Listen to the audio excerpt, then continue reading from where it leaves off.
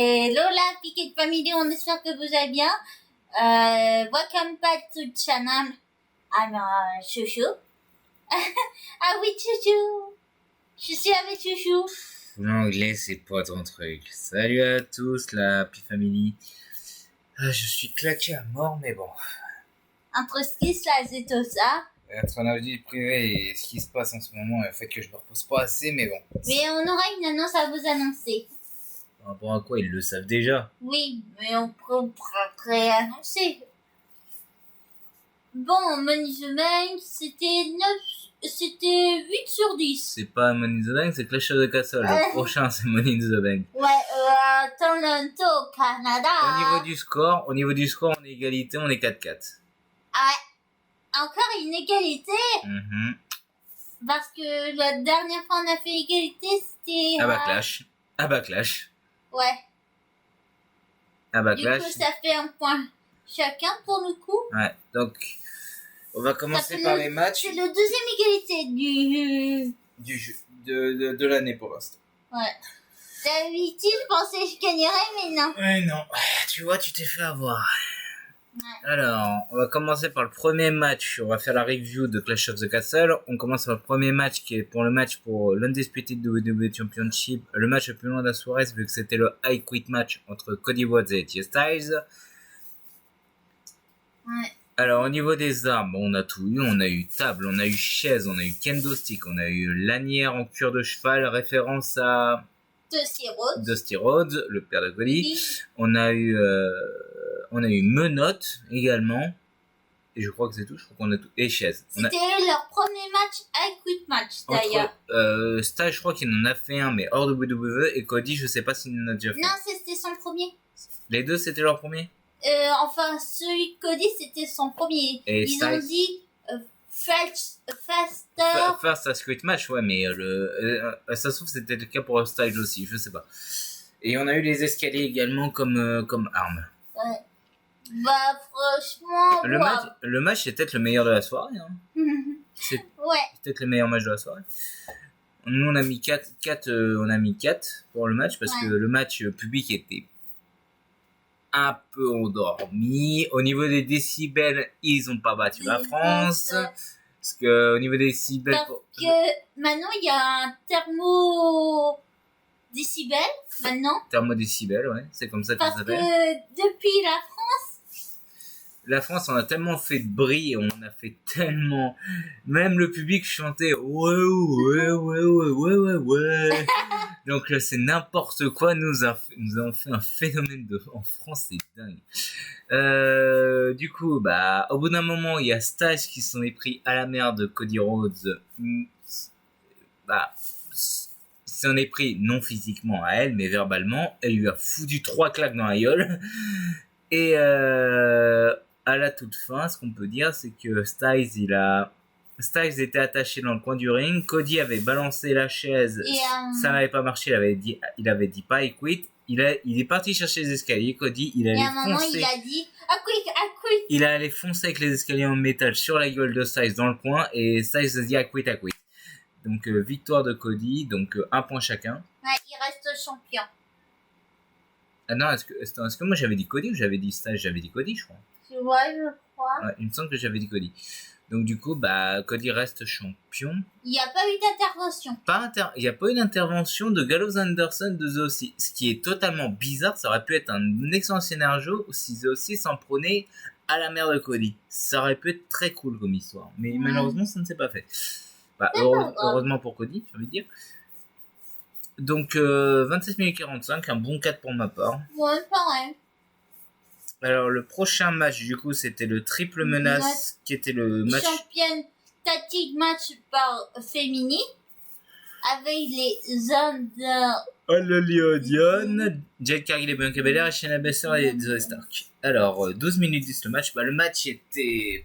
Comment sans plus. Le match était bon techniquement, mais le public, encore une fois, malgré qu'il y avait... En fait, le public était pas si chaud que ça au niveau des... À part au dernier match, le public était pas si chaud que ça, je trouve. Hein.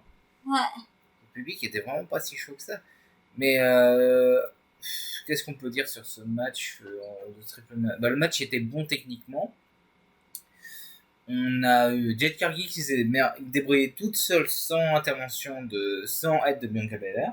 Pour une fois que Jade Cargill s'est débrouillée assez tout seul sans faire de combo. Il y a eu le combo Jade Cargill et Bianca Belair, sauf que à la toute fin, je te l'ai expliqué. À toute fin, il y a eu tous les filles étaient là. Oui. En fait, il y a eu avalanche de finishers. C'est c'est Shayna Baszler qui s'est pris le finish de Bianca Belair et de Jade Cargill. Sauf que Alba Fire est intervenu, qui a dégagé Bianca Belair et qui a fait le tomber sur Shayna Baszler à la place. Donc en gros, Alba Fire et Isla Dawn ont volé le match. Et les titres, tout simplement. Bah, c'est elles qui l'ont reporté. Et qui sait quelle est raison sur ce point-là? C'est toi. Et voilà, c'est moi qui avais raison. On était toujours 1-1. Enfin, 2-1. J'avais 2-1. Le prochain match. Ouh là là, ce match. Ah là là. C'était Sami contre Chad Gable accompagné d'Otis et Mathieu Dupré. Oh. C'était Sami Zayn face à Chad Gable accompagné de Otis et Maxime Dupri. Sachant que le frère de Maxime Dupri à l'époque, oui, c'était LA Knight. Quoi? Comment il s'appelait déjà le personnage de LA Knight en Maxime Dupri Non, j'ai plus le nom exact. Mais... Attendez, je vais faire une recherche. Dupri. Oui, mais c'était pas Maxime, c'est Mercury. Non, attends. Si, c'était Mercury. Mercury Dupri, non, c'est pas ça, attends. Si. LA Knight. Si. Attends. LA Knight, attends. J'ai fait une recherche vite fait. En parlant d'LA Knight, justement. C'était champion de $1 million. Max Dupri. Voilà, c'était Max Dupri et Maxime Dupri. C'était Max Dupri. Alors. En parlant de LA Knight, en dehors de ça. Hors sujet, il n'y a pas eu de match pour les États-Unis, mais il s'est passé un truc à SmackDown, mais on va regarder la vidéo de Thury pour voir la réaction. Parce que on a toujours pas vu la vidéo de Thury. Du coup, on en revient à Sami Zayn contre Chad Gable. Le match, en fait, encore une fois, Gable a voulu diriger grâce à ses acolytes, mais ça n'a pas fonctionné. Ouais. Et finalement, ça s'est encore retourné contre lui. Ouais. Et finalement, c'est Sami qui remporte le match. Point notable à noter, Gable s'est concentré principalement sur la jambe de Sami Zayn pour lui empêcher de faire son elbow kick. Ouais. Ce qui a été une très très bonne stratégie. Sinon, on a oublié de donner la note pour le match pareil, le triple menace. 3 du coup, 3. 2,5. Ok. Du coup, Sami Zayn contre Chad Gable, Sami Zayn a gagné. Là, je mettrai un bon 3,5 parce que il a fallu avoir tricherie, mais encore une fois, ça n'a pas fonctionné. Otis qui a pris la défense de Maxime Dupri et qui s'est barré à la toute fin. D'ailleurs, c'est dissolution. Il y a début de rivalité. Je pense qu'au bout d'un moment, Otis va exploser, il va s'en prendre à Gable parce qu'à force de s'en prendre à son acolyte Maxime Dupri. Sinon, big news d'ailleurs. Il a re-signé. Ouais, il a re-signé pour la WWE, ça y est. Oui, c'est bon, parce que il était en contrat, donc à mon avis, je pense pas qu'il va devenir champion. Il va re-signer pendant 1 an, jusqu'à l'année prochaine. Voilà. Techniquement, les contrats, c'est 5 ans, à WWE. Ouais, mais dépend en fait. Du coup, Zayn reste champion. Qui sera son prochain challenger? Bronson Reed, je ne pense pas. Tu penses à qui? Braun Breaker. Ah oui, lui. Mais il a une rivalité avec Ilya Dragunov. Non? Oublie pas ce qu'il a. Ilya Dragunov est dans mon niveau main. Et oublie pas ce qu'il a dit, Braun Breaker à Adam Pearce. Ouais. Lui, ça, c'est ton champion. Je te le casserai en deux. Ah ouais? Donc, ça peut teaser un Braun Breaker, Sami Zayn. Ah ouais. Comme au mode univers, en fait, où c'est notre personnage qui apparaît, on devient champion intercontinental. Ça peut être le cas. Ouais, En mode possible. univers de 2K23. Et par contre, prochaine destination, détient le Canada. Et du coup, voilà, Braun Breaker pourrait être un sacré adversaire en disant directement oui, bah ça te va, oui, je vais te le péter en deux ton champion, et finalement, c'est Zayn qui le bat et ça va lui refoutre les idées en place, il va péter un câble, et c'est là qu'il y a quelqu'un qui va s'en prendre à lui. Je ne sais pas qui, mais quelqu'un qui va s'en prendre à lui. Ouais. Mais bon, du coup, là, on tease encore des plans sur la comète. Donc, Sami Zayn reste champion. Moi, je pense que le prochain challenger, ça peut être Braun Breaker. Ouais. À moins qu'il ait au menu de mec, mais je pense pas. Match suivant. Bailey contre Papa Niva. Accompagné de Chelsea Green qui a été Insupportable. insupportable. Le match 13 minutes 30. Le match de Sami Zayn a duré 22 minutes 15. Je ne l'avais pas précisé. Donc, Chelsea Green est insupportable. Ouais. Chelsea Green est très très très insupportable. Ça c'est vrai, c'était mon vrai ça. À un moment, elle se fait virer par l'arbitre le plus expérimenté, Charles Robinson. Sauf qu'elle revient à la fin du match avec un masque. Et comme si on te reconnaissait pas, meuf, t'as pas changé de tenue. T'as pas caché totalement tes cheveux non plus. Non, mais elle a juste pas changé de tenue. Si elle avait changé de tenue, ça aurait pu marcher. Mais là, techniquement, on savait que c'était elle. Et du coup, Bayley a réussi à battre Piper Niven avec une prise, une espèce de reverse DDT. Ouais. Et franchement, c'était plutôt cool. Donc, victoire de Bayley. Prochaine challengeuse, on sait que c'est Nia Jax. Ouais, pour SummerSlam. Ouais, donc je pense qu'elle risque d'avoir encore une chef. Je pense que ça risque de teaser l'histoire et à SummerSlam, elle risque d'affronter, elle risque d'affronter Nia Jax. Ouais. En tout cas, qu'est-ce que je peux dire sur ce match de ennemi, hein, parce que pareil, le public, Piper Niven a beau être en Écosse chez elle, le public était pas tellement à fond. Hein. Ouais, 2,5, 3,5 pour moi. Bon, comme tu veux. Et enfin, le main event, je te laisse le dire. Déjà, on a une entrée stylée par rapport à McIntyre. Ouais. Une entrée spéciale, d'un c'est une entrée classique. 20 minutes 20 le match. McIntyre et Priest, ils ont vraiment tout donné parce que c'était un jeu égal à égal. Ouais. Jusqu'au ref bump. En fait, le niveau était très bon parce qu'on avait deux finishers. Il y a eu un Claymore de McIntyre à l'extérieur qui a détruit les barricades pour le public. Priest, il est revenu avec un réflexe son finisher en réflexe. Et à la fin, du coup, on a eu un ref bump de l'arbitre qui a vraiment volé pour le coup. Et Punk, qu'est-ce que je raconte?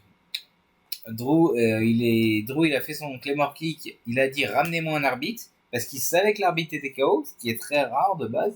Il savait que l'arbitre était KO. Et là, du coup, on voit un arbitre arriver et c'est CM Punk qui était déguisé en arbitre. Ouais. Il a fait 1, 2 et finalement, il a pas fait 3. McIntyre a failli s'en prendre à Punk, mais coup de pied dans les valseuses, prise en chaîne avec sa pose de finition et victoire de Damien Priest. Sachant que le Judgment Day était banni des arbres du ring. Ouais. Qu'est-ce que j'avais dit? Que McIntyre n'allait pas gagner à cause de Punk. Ouais, en parlant des fans des fans écossais, ouais, ils sont pas fans de CM Punk. Ah non, attends. Punk, c'est comme il y a 2 ans avec Solo Sikoa contre Reigns. Ouais. McIntyre contre Reigns avec l'apparition de Solo Sikoa. Sachant que les Usos étaient bannis des abords du ring. Là, c'est complètement CM Punk qui empêche McIntyre de gagner chez lui. Mais ce qui se passe, c'est que Punk avait dit je vais te faire ta vie un enfer. Il l'a réussi parce que justement, il était chez lui. Ouais. Et les fans écossais, ils ont foutu des bons gros doigts qu'on a vu à l'écran contre Punk. Ça, normalement, c'est censuré. Mais depuis la Triple H, c'est autorisé, j'ai l'impression. Ouais.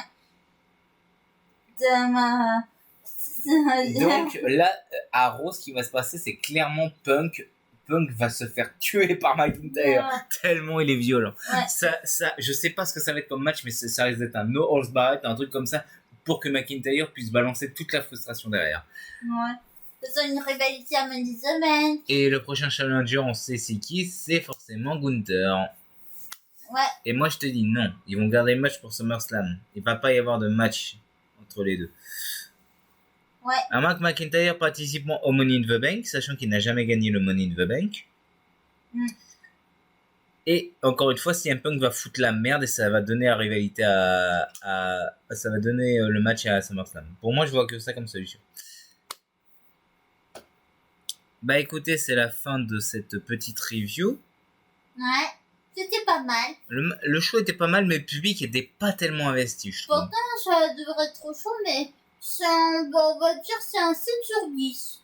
Non, en fait, le public, il était un peu endormi en fait pour les matchs non intéressants. Et par contre, pour l'entrée de McIntyre, ils étaient à fond. Hein. Ouais. Mais en tout cas, le prochain match, c'est Money in the Bank le Canada. Quoi de souper? Ouais, Money in the Bank, prochain pay-per-view. Et cette fois-ci, vous aurez la preview et la review en live. En direct. Dans 3 semaines. Ouais. Sur ce, on vous dit à la prochaine. Et n'oubliez pas une journée sachez une journée à vie. Merci au téléphone. Merci mon téléphone, mais c'est pas grave. Je sais pas c'est quoi, ça va être plein de notifs que j'ai dû recevoir. Sur ce, prenez soin de vous et à la prochaine. Salut à tous. Bye tout le monde. Happy, happy.